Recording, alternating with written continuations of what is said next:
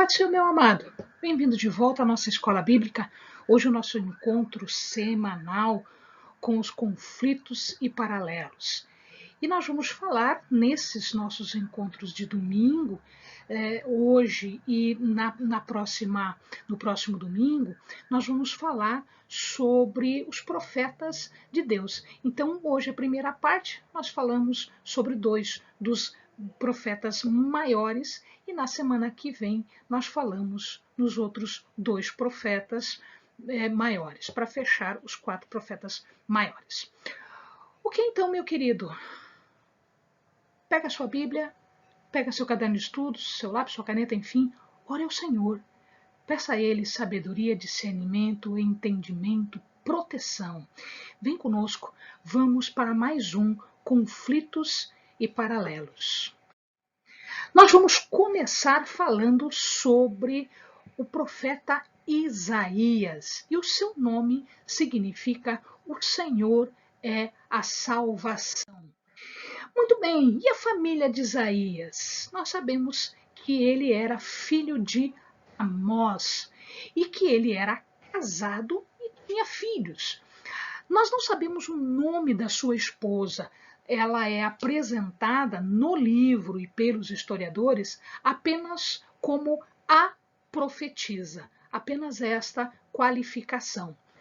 Ele teve 2 filhos, e olha que coisa interessante aqui. Como nós já vimos em outros profetas, Deus utilizava-se de algumas simbologias para externar as suas mensagens. E aqui não era diferente. Então, o nome dos filhos de Isaías tinha um símbolo para o povo. Seu primeiro filho, Shear-Yashub, significa um remanescente retornará, já indicando o julgamento, o cativeiro, o exílio, mas que haveria de ocorrer um retorno, haveria de ter uma restauração.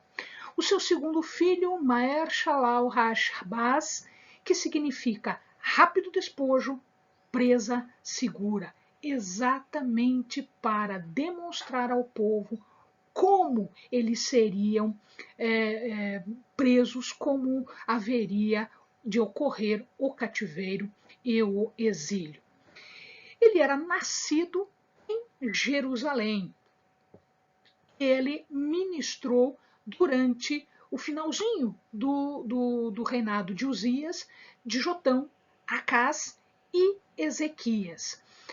Alguns autores dizem que ele ainda era vivo no tempo de Manassés, mas a gente não tem certeza disso. Enfim, é possível que ele ainda estivesse vivo, mas ele já não estava mais no seu ministério ativo durante o reinado de Manassés. Muito bem, o que estava acontecendo quando Isaías ministrava, quando Isaías exercia o seu ministério de profeta? É importante lembrar que a Assíria já estava praticamente dominando toda Israel. Nós já sabemos disso, a Síria faz com que Israel caia diante de si. Os dois já eram tributários da Síria, tanto Judá quanto Israel, mas, entretanto, Israel logo em seguida iria cair sob a Assíria e seria levado em cativeiro. E a Síria já estava bastante fortalecida para assolar Judá, para ameaçar Judá. Os reis que se sucederam no governo da Assíria foram Tiglat-Pileser, Salmaneser, Sargão e Senaqueribe.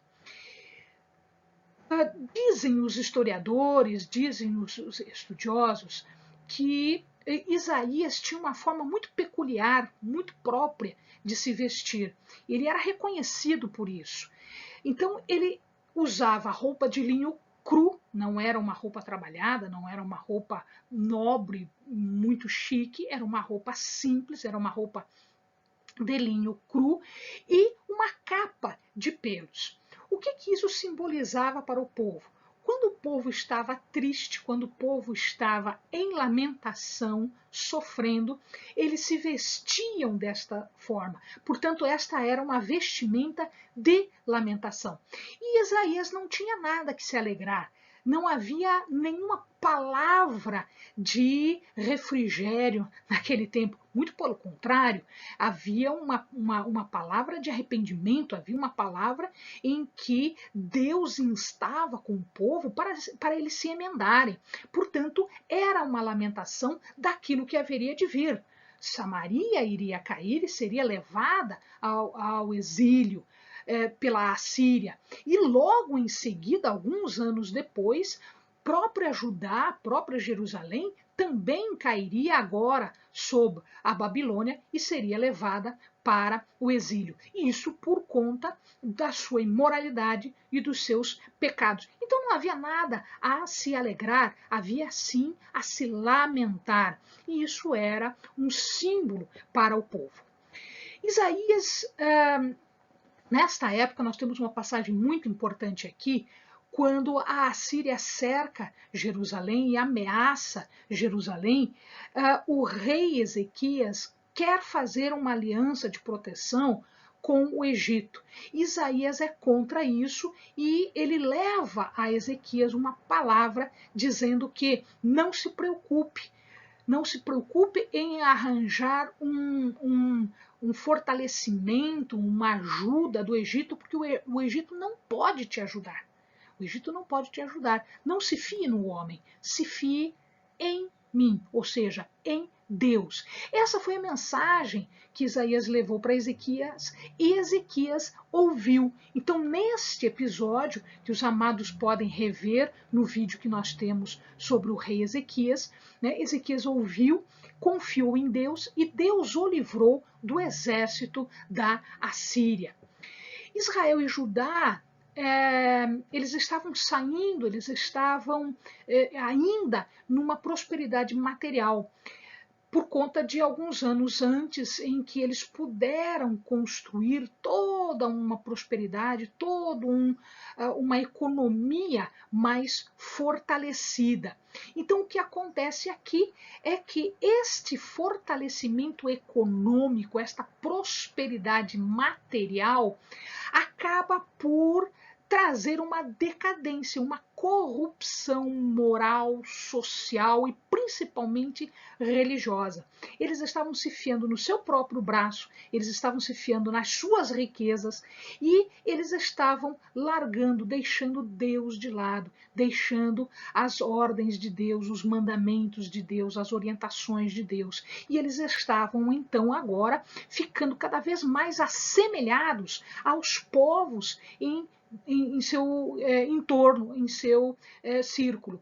Então, o que acontece é que corrupção moral, cobiça, luxúria, soberba estavam em uma sociedade que não tinha um fortalecimento, não tinha uma estrutura, um fundamento nos mandamentos de Deus. Então eles eram idólatras, eles eram prostituídos em relação à religião, e isso refletia inclusive na esfera civil, na sua moralidade. Isso nós já vimos com alguns outros profetas, os chamados profetas menores. E não era diferente aqui em Isaías. Isaías enxergava a mesma coisa, porque esta era a posição de Deus e esta era a denúncia que se fazia para o povo, tanto de Israel quanto de Judá. Isaías era contemporâneo de Amós e Oséias, que ministravam em Israel, e era contemporâneo também de Miqueias, que ministrava em Judá. O chamado de Isaías vai acontecer no capítulo 6. É uma das passagens mais lindas do seu livro, né?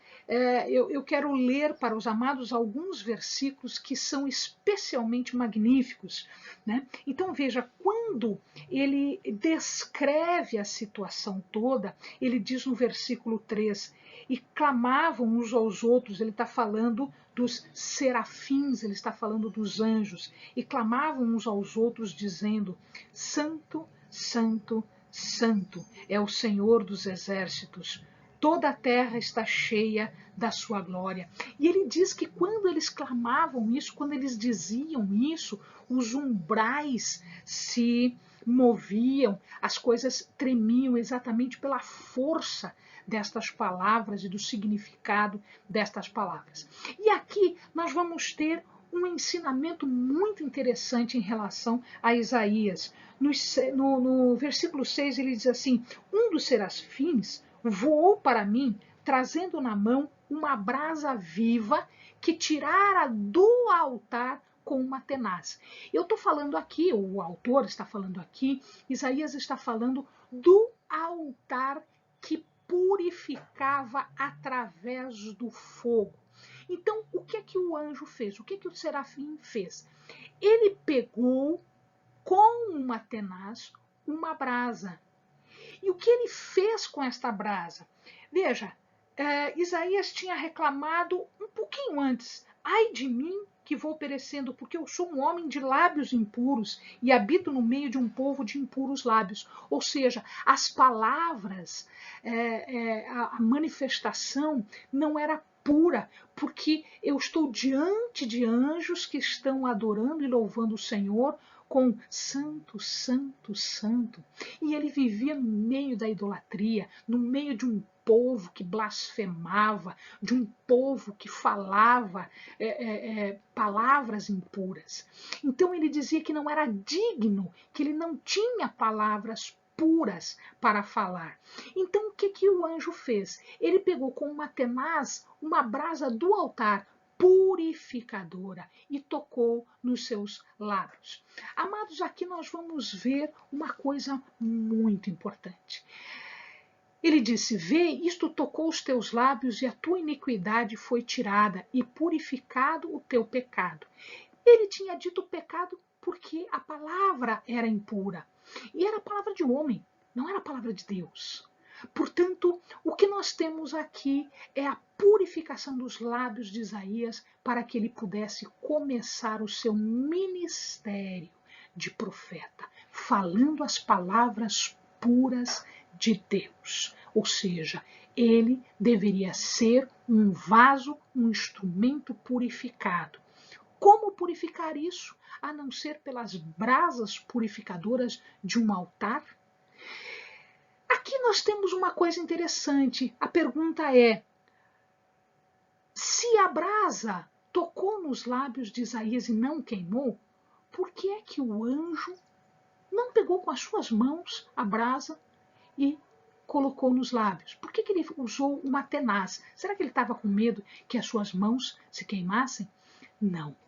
Simplesmente ele fez isso, ele pegou com uma tenaz, porque esta brasa era uma brasa pura, era uma brasa de purificação. Então ele não poderia pegar com as suas mãos, mesmo sendo um serafim, mesmo sendo um anjo, ele não poderia pegar com as suas mãos. Então ele usou aqui uma tenaz. Muito bem, então nós temos um primeiro momento em que o profeta se diz impuro, que o profeta se diz não qualificado, que o profeta se diz não preparado para este chamamento. Um segundo momento em que ele é purificado, ele é preparado, ele está agora qualificado. E só então, amados, só então é que ele pode agora ministrar o seu ofício de profeta. Ou seja, só depois da purificação ele pode começar a fazer o que ele é chamado a fazer. Antes não. Antes é preciso ser purificado, é preciso ser qualificado pelo próprio Deus para que depois o seu ministério aconteça. Muito bem. E como era então o trabalho do profeta. Ele já estava qualificado, ele já estava purificado, então o seu trabalho, o seu livro, o que apresentava. É uma coisa interessante, amados, que os profetas, eles sempre que escreviam as suas profecias, eles faziam questão de iniciar falando de Deus. Não de uma forma definitiva, não numa forma em qualificar Deus apenas com estas características. Não, mas para o ministério de Isaías, Deus é apresentado como um ser providente, ou seja, Deus e a sua providência. Ele está sempre pensando no seu povo, ele está sempre trazendo ao seu povo alternativas, uma providência às suas necessidades do seu povo. Mas também ele mostra a Deus como um ser soberano. Ele é providente, ele traz providências, ele traz uma resposta às necessidades humanas, mas também as suas atitudes são soberanas, tanto no julgamento quanto no restabelecimento do povo. Então, no julgamento, como não houve arrependimento, como houve rebeldia, ele levanta a Síria como um instrumento de julgamento. Mas, logo em seguida, depois desse julgamento, depois da correção aplicada ao povo, ele vai apresentar uma escapatória, um restabelecimento do povo de Judá. A redenção, ela é apresentada de duas formas aqui por Isaías. Uma redenção mais imediata, no sentido de que ele vai livrar o povo dele do exílio, do cativeiro. Mas principalmente uma redenção um pouquinho mais tardia, um pouquinho depois, através do Messias. Então o Messias é apresentado aqui. Então nós temos uma porção de Isaías que a gente pode dizer que é escatológica. Como assim escatológica, Eleni? Porque ele está falando do Messias. Ele está apresentando alguém que será o personagem mais importante de todos os tempos e que vai trazer uma redenção definitiva, que seria o Messias. Essa redenção, essa restauração do exílio, do cativeiro, é uma redenção temporária. Os sacrifícios feitos no templo é um sacrifício temporário. Aquilo que é definitivo está sendo trazido pelo Messias. E ele é apresentado aqui, né, através dos escritos de Isaías. Uma outra coisa muito interessante que nós vamos ver um pouquinho depois e que a gente já pode encontrar em alguns vídeos que nós já gravamos e que já estão à disposição do amado, é que Ciro não aparece aqui, veja, a Síria não havia derrubado Samaria ainda, isso vai acontecer logo depois. A Babilônia não havia conquistado a Síria ainda e não havia levado o povo de Judá, de Jerusalém, para o cativeiro. E, portanto, Ciro, na história, era ainda um garotinho, aliás, nem nascido ainda era. E ele já fala nos seus escritos, mais especificamente em 44, 28, ele fala de uma pessoa de nome Ciro. E Ciro vai ser importante um pouquinho mais para frente, quando ele libera o povo do cativeiro para vir fazer a reconstrução de Jerusalém. Então, ali em 44, 28, está escrito assim: que digo de Ciro, é meu pastor e cumprirá tudo o que me apraz. E ele dirá de Jerusalém, ela será reedificada, e do templo será fundado. Então, Olha, amados, ele já está prevendo, inclusive nominando, dando nome à pessoa que mais para frente vai fazer isso. E Ciro, sabendo desta profecia acerca de si, ele efetivamente vai fazer isso. Ele libera o povo, né, no tempo de Neemias, no tempo de Esdras, Zorobabel, Josué, ele volta e vai fazer a reconstrução do templo. Tá? Mensagens, vamos lá, as mensagens importantes de Isaías.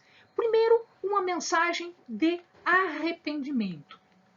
Aliás, como todos os profetas, eles começam a falar a respeito do arrependimento, exatamente porque Deus dá esta oportunidade ao povo. Deus deu esta oportunidade com todos os profetas menores e com todos os profetas maiores, à exceção daqueles que começaram o seu ministério já no exílio. Então veja lá, 16. Lavai-vos e purificai-vos. Tirai a maldade dos vossos atos de diante dos meus olhos. Cessai de fazer o mal e aprendei a fazer o bem. Praticai o que é reto, ajudai o oprimido, fazei justiça ao órfão, tratai da causa das viúvas. Vinde então e argui-me, diz o Senhor, ainda que os vossos pecados sejam como a escarlata, eles se tornarão brancos como a neve. Ainda que sejam vermelhos como o carmesim, se tornarão como a branca lã. Se quiserdes e me ouvirdes, comereis o bem desta terra. Então, meu amado, ele vai, a partir destes versículos-chave, ele vai, no decorrer de todo o livro, denunciar todos os pecados do povo, esses mesmos que ele sintetizou aqui. Ele esclarece as consequências do pecado. Ele esclarece que se não houver arrependimento, que se eles insistirem no pecado, eles terão um julgamento, eles terão uma consequência. Então veja lá, no 3:10, dizei aos justos que bem lhes irá, pois comerão do fruto das suas obras. Ai dos ímpios, mal lhes irá, comerão do fruto das suas obras. Então, ele está sendo justo. Ao bom, o bem. Ao mal, o mal.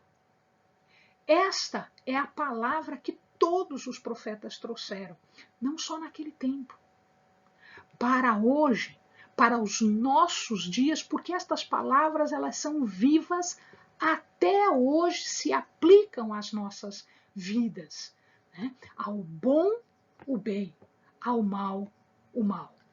O pecado vai levar a um julgamento, a um castigo. 5:13. Portanto, o meu povo será levado cativo por falta de entendimento. E os seus nobres terão fome, e a sua multidão se secará de sede. Então, meu amado, o fim estava sendo predito. Né? Quem tem entendimento, quem tem conhecimento, que faça conforme o seu conhecimento, conforme o seu entendimento, e que haja de forma boa, porque só vai lhe acontecer coisas boas, benefícios. Ao contrário, o cativeiro, o julgamento, a peste, a morte. Aqui nós vamos ter uma outra situação que a gente já falou agora há pouco, essa parte escatológica, né? Essa parte de previsão do Messias, que ele chama em algumas partes de Messias e que ele pode chamar também de Emanuel. Então, amados, eu vou citar só alguns, porque nós temos inúmeras passagens. O amado, depois, com calma, olha cada uma destas passagens, medita em cada uma destas passagens, que eu sei que o Espírito Santo vai te dar sabedoria e entendimento. O capítulo 7 fala sobre o sinal do Emanuel. E no versículo 14 fala: portanto, mesmo o Senhor vos dará um sinal. A virgem conceberá e dará à luz um filho, e será o seu nome Emanuel, Deus conosco. Né?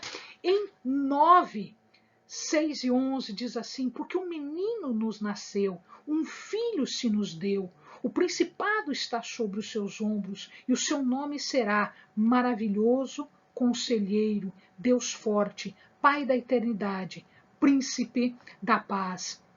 Mas aqui nós vamos observar então que tudo isso aconteceu, isso realmente aconteceu. Veja lá no capítulo 11, do tronco de Jessé brotará um rebento.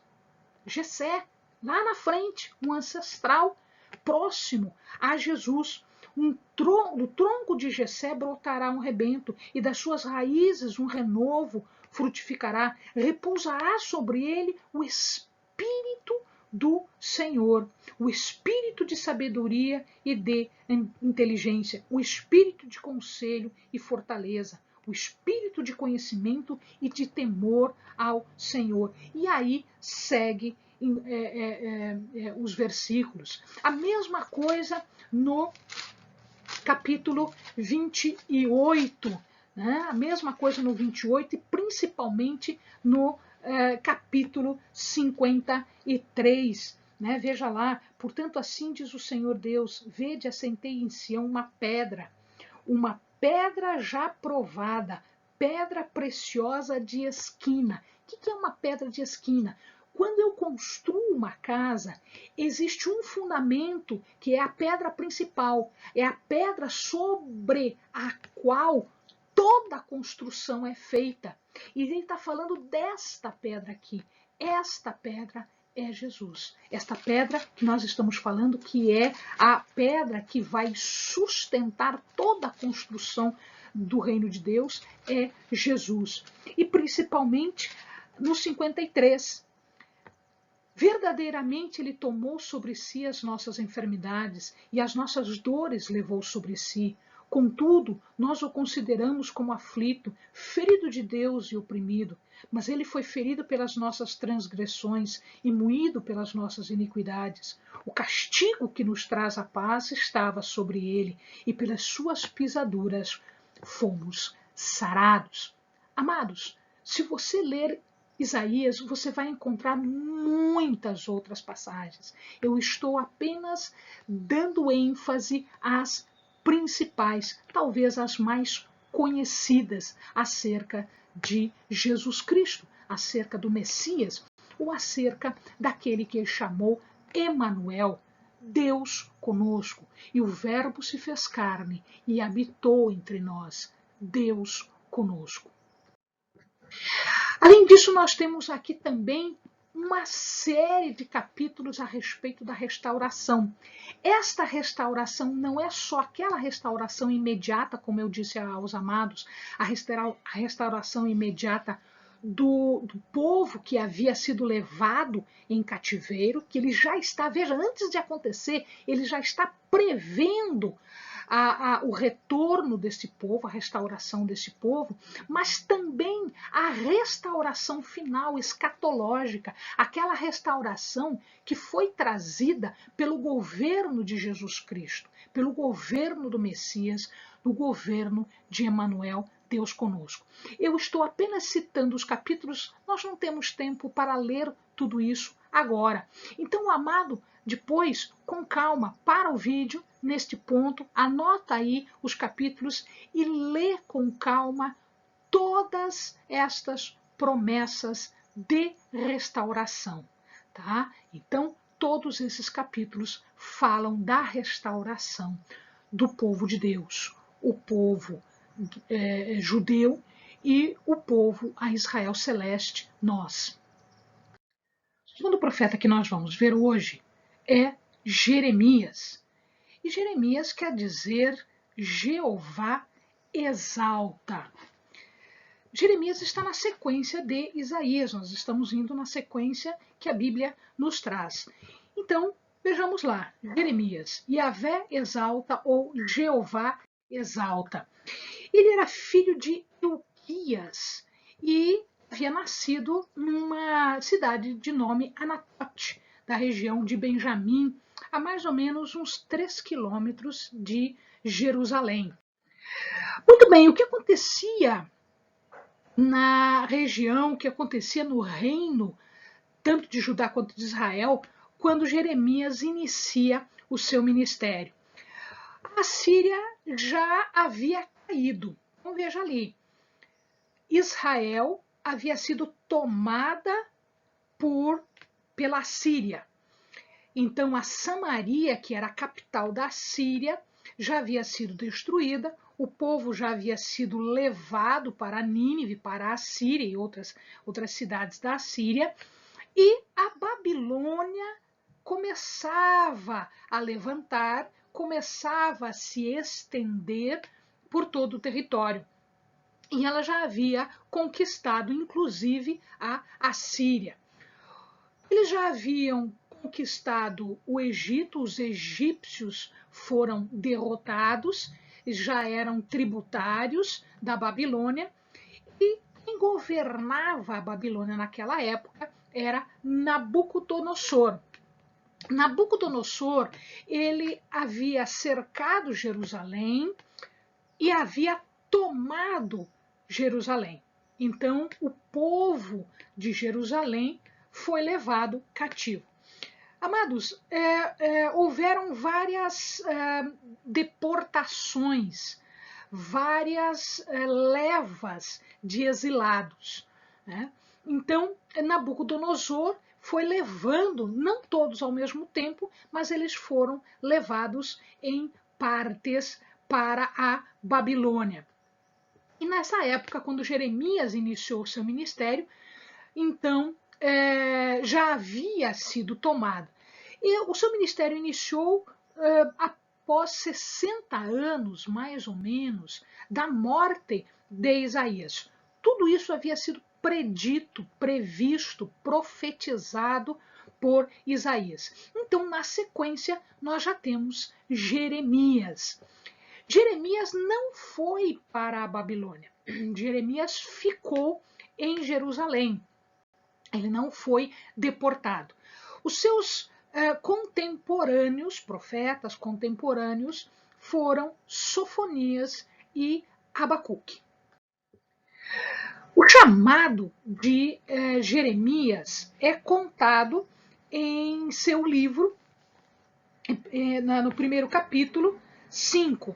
Então veja lá, veio a minha palavra do Senhor dizendo, diz o 4, antes que eu te formasse no ventre, te conheci, e antes que saísse da madre, te santifiquei. As nações te dei por profeta. E aí ele fala, então disse eu, Senhor Deus, não sei falar, não passo de uma criança. Mas o Senhor me disse, não digas, não passo de uma criança. Aonde quer que eu te enviar, irás.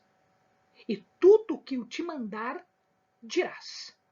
Não temas diante deles, pois eu sou contigo para te livrar, diz o Senhor. E a vida de Jeremias não foi fácil. A vida de Jeremias foi muito complicada, foi muito difícil. Ele foi muito perseguido, como nós vamos ver.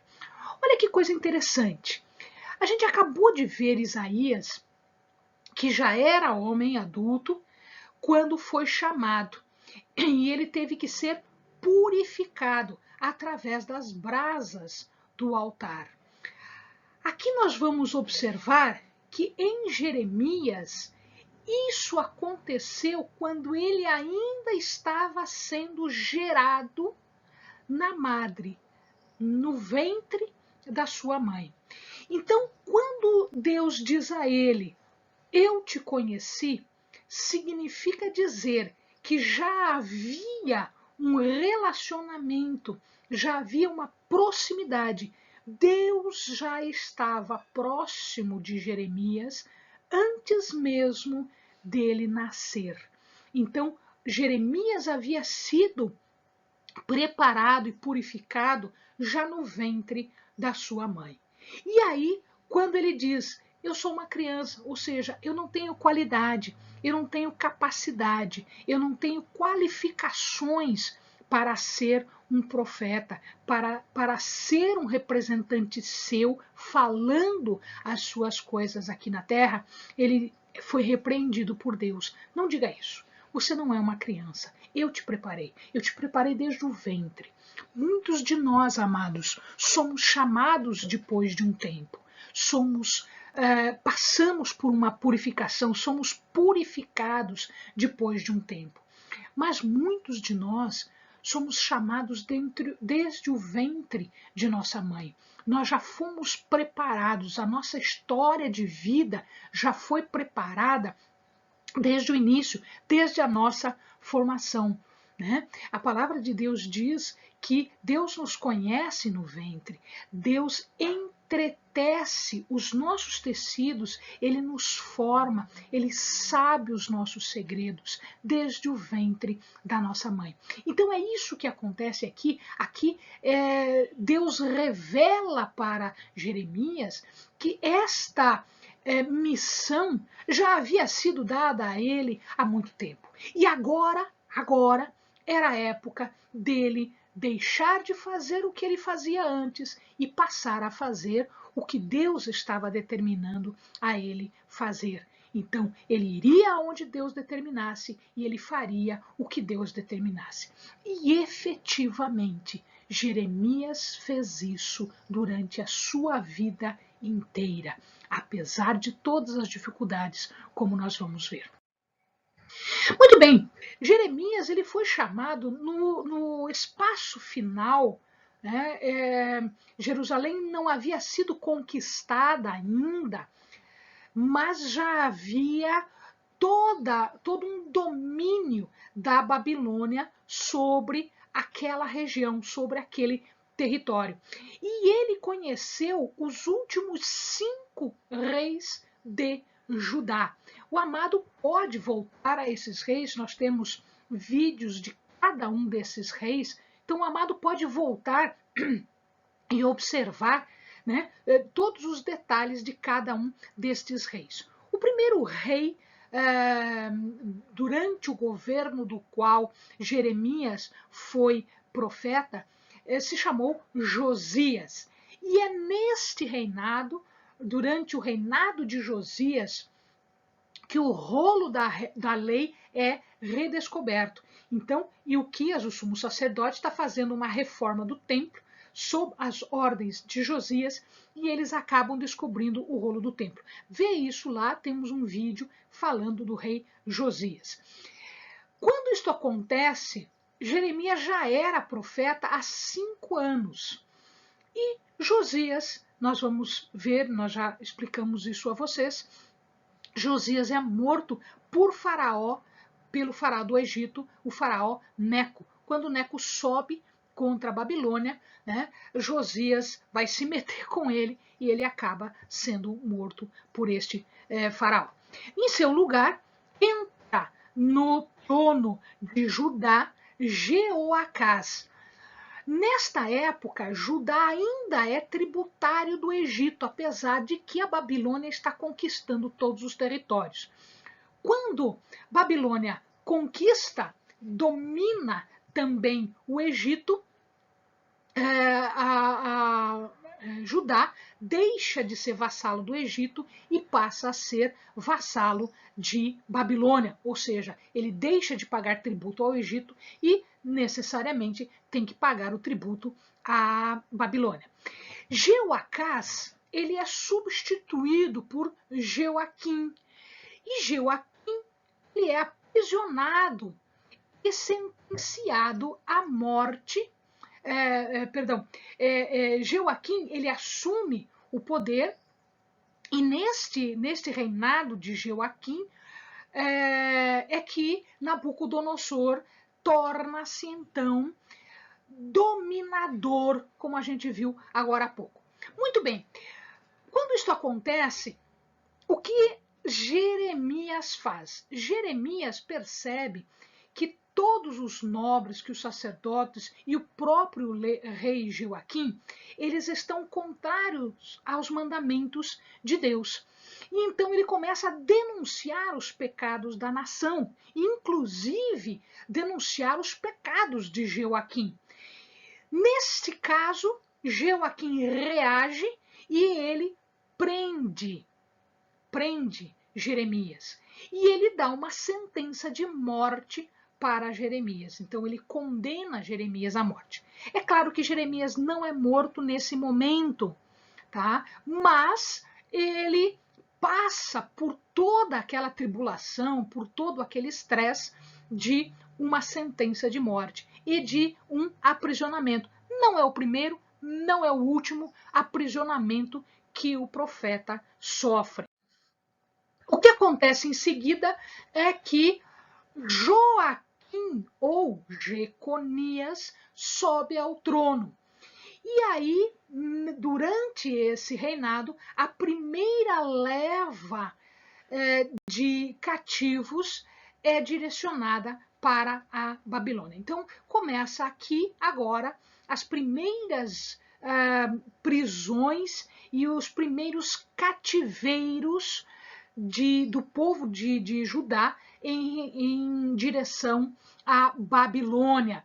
Mas Jeremias fica, né? Alguns outros profetas vão, a gente vai ver mais para frente, alguns outros profetas vão para a Babilônia, mas não Jeremias. Jeremias é consultado pelo governador, pelo governante da Babilônia, pelo rei da Babilônia, e ele prefere ficar em Jerusalém. Sobe ao trono, portanto, nesse momento, o último rei de Judá, que é Zedequias.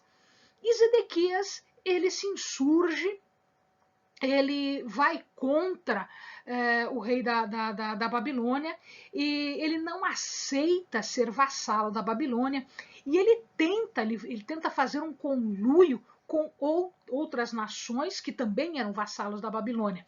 E aí o rei da Babilônia diz, chega, ele destrói toda Jerusalém e o resto do povo é levado para a Babilônia. Antes disso acontecer, o que acontece com Jeremias? Então, antes disso ocorrer para Zedequias, antes disso ocorrer para Jerusalém, Zedequias, que está recebendo todas aquelas profecias, Jeremias está falando contra Zedequias, está falando contra o povo, está falando contra os sacerdotes, denunciando isso tudo, pedindo para que eles se arrependam, pedindo uma mudança de comportamento, e eles não fazem. E eles, então, agora se voltam contra Jeremias, como se Jeremias fosse o causador de tudo isso, e não a sua idolatria, a sua corrupção. Jeremias é posto numa masmorra, depois ele é retirado da masmorra, vai para um cárcere no pátio da guarda, lá ele é acusado de traição, ele é jogado dentro de uma cisterna, dentro dessa cisterna não tem água, só tem lama, não tem, ele é deixado lá praticamente para morrer. Ebed-Meleque acha que isso não é um tratamento adequado para um profeta de Deus, que é representante de Deus, que está falando as palavras de Deus. Ele intervém, Jeremias é retirado desta cisterna e é novamente transferido para o pátio da guarda. E é nesse momento, então, que a Babilônia domina Jerusalém, destrói Jerusalém. O que acontece com Jeremias depois dessa destruição? Ele vai para Anatote, que é a sua cidade, e depois para Mispa. Lá em Anatote, o que ele faz? Ele compra um terreno, ele demonstrando para o povo, significando para o povo, simbolizando para o povo que este exílio, este cativeiro na Babilônia era um momento de julgamento, um momento de correção que Deus estava dando ao povo, mas que haveria continuidade. O povo não seria de todo destruído, tanto é que haveria continuação da vida. Então ele demonstra, comprando um terreno, vejam, eles estavam sendo dominados pela Babilônia. Quem, em seu juízo perfeito, iria comprar um terreno sendo dominado e sendo levado cativo? Jeremias, que estava dizendo ao povo: amados, há continuidade de vida. Deus está preparando uma saída, mesmo no exílio, mesmo no cativeiro. E depois ele vai para Jerusalém. Isso está contado no capítulo 32 de Jeremias. Quando Zedequias é retirado do poder, é nomeado um governador chamado Gedalias, ou Gedalias. Este governador era simpático a Jeremias, era simpático aos babilônicos, porque ele estava ciente da correção do julgamento de Deus. Gedalias é morto à traição, ele é assassinado e o povo que assassinou Gedalias, tendo medo de uma represália do rei da Babilônia, eles fogem para o Egito. E nesta fuga para o Egito, eles levam junto com eles Jeremias. E lá no Egito ele continua a falar, ele continua a pregar, ele continua a profetizar, inclusive para este povo que estava fugido no Egito e que ainda era rebelde às coisas do Senhor. Muito bem, quem era então Jeremias? Jeremias exerce o seu ofício por mais de 40 anos, porque ele abrange todos os 5 últimos reis de Judá e ainda vive um pouco de tempo no Egito. Ele foi perseguido, absurdamente perseguido. Ele foi ameaçado de morte por mais de uma vez, inclusive estava sobre ele uma sentença de morte. Ela não havia sido cumprida, mas a sentença de morte havia sido dada pelo rei. Ele era acusado, inclusive, de traição. E em nenhum momento ele se desviou da missão. Em nenhum momento ele se desviou do ofício que Deus lhe havia sido dado. Perseguido, maltratado, achincalhado, zoado, xingado, preso, sob um estresse emocional muito forte, porque ele não sabia em que momento as pessoas iriam matá-lo. Mesmo assim, ele continuou falando o que devia ser dito. Ele continuou pregando aquilo que devia ser pregado. Exatamente porque, se ele desse estas mensagens, estas profecias, sobre ele não recairia o sangue daqueles que se rebelaram. Se ele não dissesse as profecias, se ele não dissesse a mensagem, sobre ele cairia o sangue dos inocentes, porque não sabiam da profecia. Mas ele, até o final, ele falou o que devia ser falado, mesmo sob risco de sua própria vida. Os seus rolos foram queimados, o que nos restou foi apenas uma transcrição, mas muita coisa daquilo que ele escreveu não chegou até nós, porque foi queimado, ele foi ameaçado de morte e aprisionado, como nós dissemos. Ele foi perseguido até o final, tanto é que dizem os historiadores que ele acabou sendo morto pelo seu povo, pelo seu próprio povo, povo que estava fugido no Egito. Eles o mataram lá no Egito exatamente porque eles não queriam dar ouvidos às suas profecias, às suas mensagens vindas de Deus. Era um povo rebelde, era um povo não arrependido, era um povo imoral, idólatra, mau, iníquo.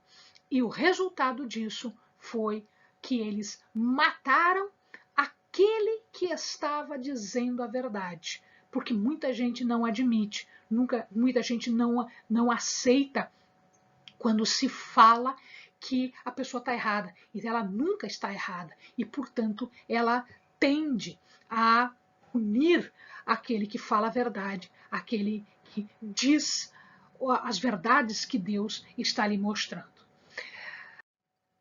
Suas mensagens são estas aqui, que nós vamos ver agora.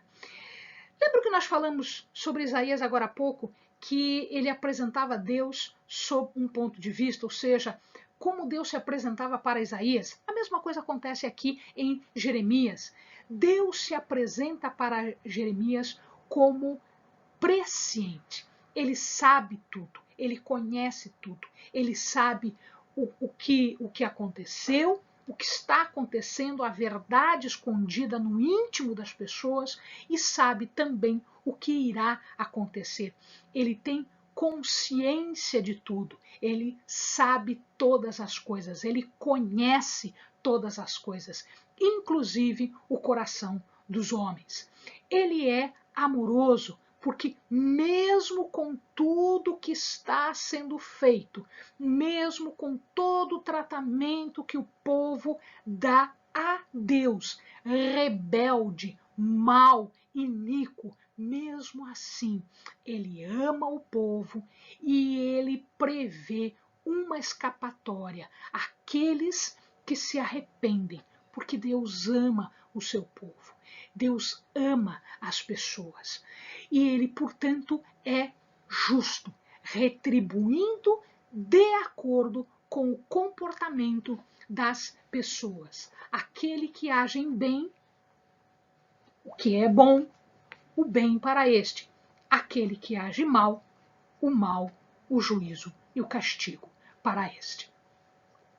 Ele está trazendo aqui inúmeras mensagens de arrependimento. Deus não deixa de falar, Deus não deixa de instar a tempo e fora de tempo. Em todo momento, até o último, ele está mandando uma mensagem para que haja arrependimento. Para que haja arrependimento. Então, nós vamos ver aqui. Algumas passagens eu gostaria de ver com os amados. Por exemplo, em 2:19 diz assim: a tua malícia te castigará, as tuas apostasias te repreenderão. Sabe e vê como é mau e amargo deixares o Senhor teu Deus e não teres temor de mim, diz o Senhor dos exércitos. Então, esta medida de justiça, por exemplo, em 3:13, somente reconhece a tua iniquidade, reconhece que transgrediste contra o Senhor teu Deus e estendeste os teus favores aos estranhos, não só aos governantes, mas também aos deuses estranhos, os que não são deuses, os falsos deuses, debaixo de toda árvore frondosa, isto é, a idolatria, a prostituição. E não deste ouvidos à minha voz, diz o Senhor, porque este povo é rebelde, este povo é duro, este povo é surdo e cego. 7:23, uma última citação, né? Existem inúmeras outras, meus amados. O livro todo está, né, trazendo essa mensagem de arrependimento, mas só para que a gente tenha mais uma ideia. Trazem, 7:23. Mas isso lhes ordenei: dai ouvidos à minha voz, e eu serei o vosso Deus, e vós sereis o meu povo. Andai em todo o caminho que eu vos mandar, para que vos vá bem. Então, Deus é justo, mas ele não deixará de castigar. Deus é bom, mas ele não deixará de castigar. Deus é amoroso, mas ele não deixará de castigar. Entretanto, mesmo no castigo, haverá uma saída, como nós vamos ver. Outras mensagens, o julgamento propriamente dito, por exemplo, 8:7, eu vou só citar alguns, amados, existem muitos outros. Olha esta palavra que Deus dá. Olha esta palavra. Até a cegonha no céu conhece os seus tempos determinados. E a rola, a andorinha e o grou são todas aves, né? que as pessoas acham que são os animais mais bobinhos. Os mais bobinhos que existem são estes.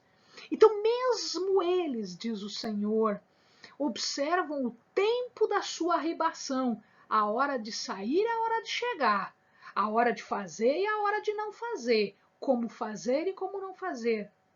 Mas o meu povo não conhece o juízo do Senhor. Amados, o que mais esse povo queria? Deus não está falando só por parábolas, Deus não está falando só por simbolismos, Deus está falando sem nenhuma dúvida, sem sombra de dúvida. Não é necessário ser inteligente para entender a mensagem de Deus.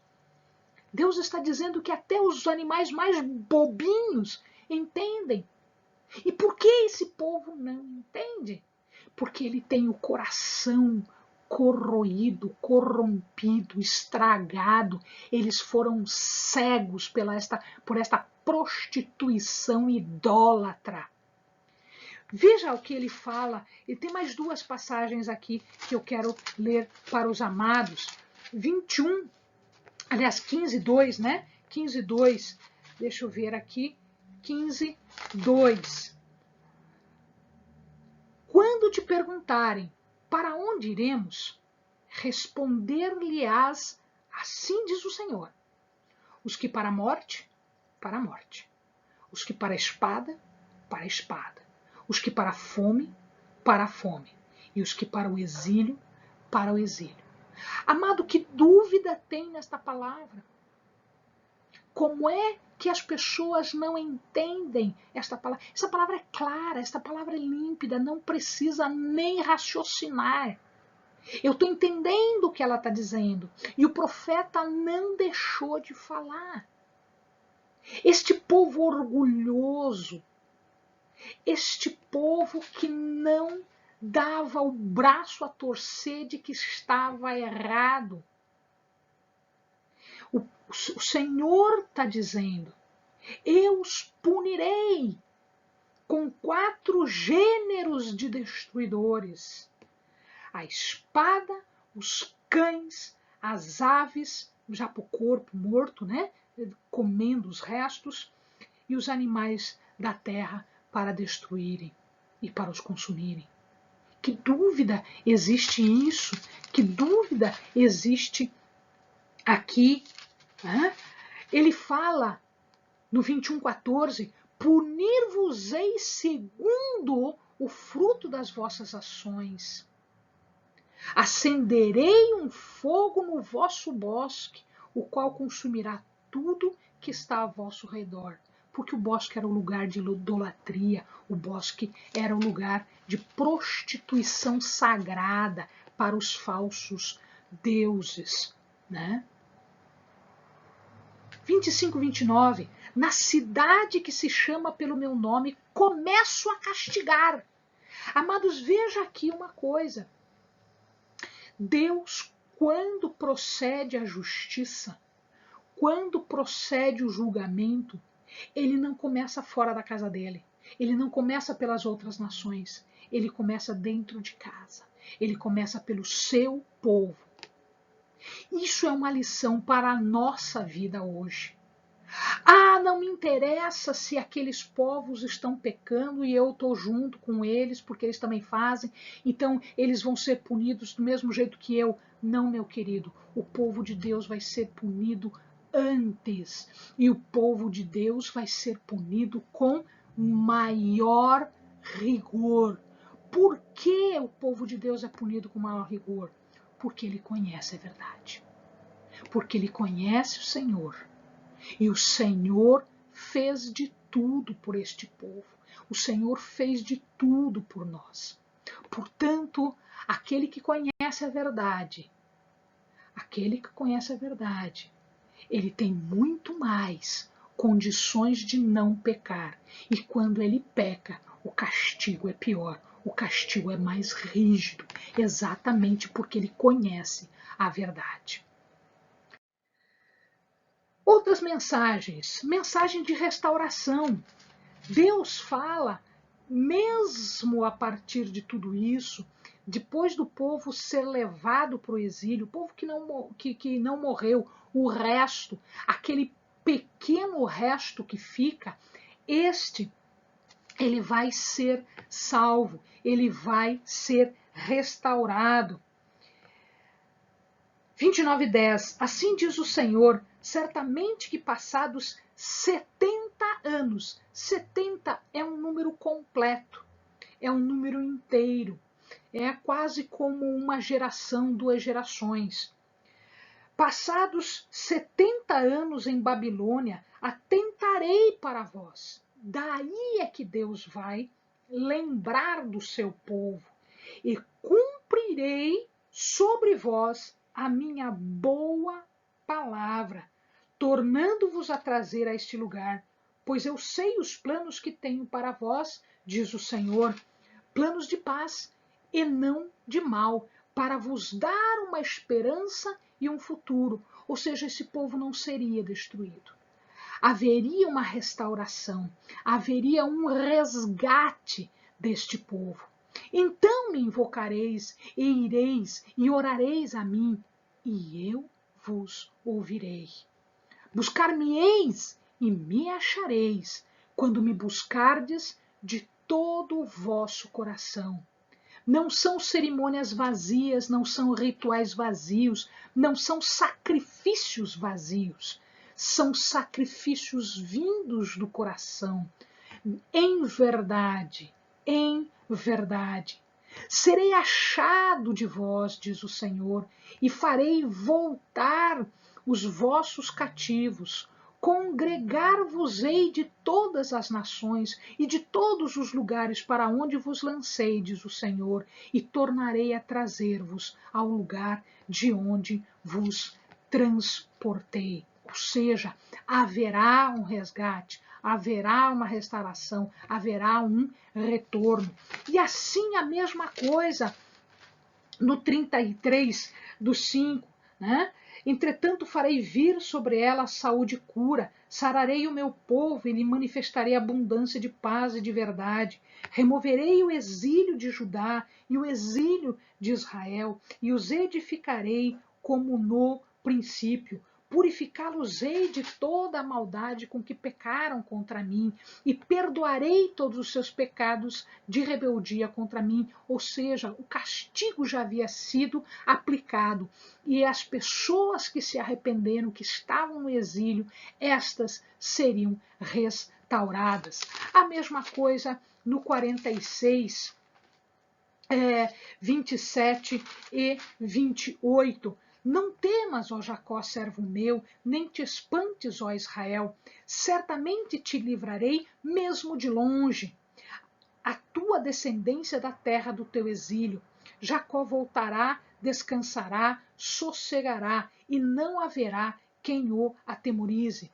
Não temas, ó Jacó, servo meu, diz o Senhor, pois estou contigo. Ainda que eu dê cabo de todas as nações, entre as quais te lancei, de ti não darei cabo. Ou seja, um resto vai sobreviver, um resto vai ficar. Castigar-te-ei, mas somente com justiça. Não te deixarei de todo impune. Isso serve para o povo de Judá, para o povo de Israel, para o povo do tempo de Jeremias, o tempo do exílio, e serve para os nossos dias, para a nossa vida, para hoje, para aquilo que nós vivemos hoje. Nós temos finalmente algumas profecias ditas messiânicas, né? Algumas profecias falando sobre o Messias, falando sobre Jesus. Então vejamos lá, em 23, 4 e 5. Levantarei sobre elas pastores que as apacentem, e nunca mais temerão, nem se assombrarão, nem uma delas faltará, diz o Senhor. Olha lá no 5. Vem dias, diz o Senhor, em que levantarei a Davi um renovo justo, um rei que reinará e prosperará e praticará o juízo e a justiça na terra. Nos seus dias, diz o 6, Judá será salvo e Israel habitará seguro. Olha lá, este será o seu nome com quem o nomearão: o Senhor, nossa justiça. Yahvé Tzidkenu. A mesma coisa está escrito no 33, do 14 a 16. A mesma coisa. Vem dias, diz o Senhor, que cumprirei a palavra boa que falei à casa de Israel e à casa de Judá. Naqueles dias e naquele tempo farei que brote a Davi um renovo de justiça. Ele fará juízo e justiça na terra. Um descendente de Davi, como Jesus Cristo foi um descendente de Davi. Naqueles dias Judá será salvo e Jerusalém habitará seguramente. As mesmas palavras que ele havia dito no 23. Naqueles dias Judá será salvo e Jerusalém habitará seguramente. Este é o nome que lhe chamarão: o Senhor, nossa justiça. Yahvé Tzidkenu. Amém, amados? Que ele reine sobre nós. Bons estudos.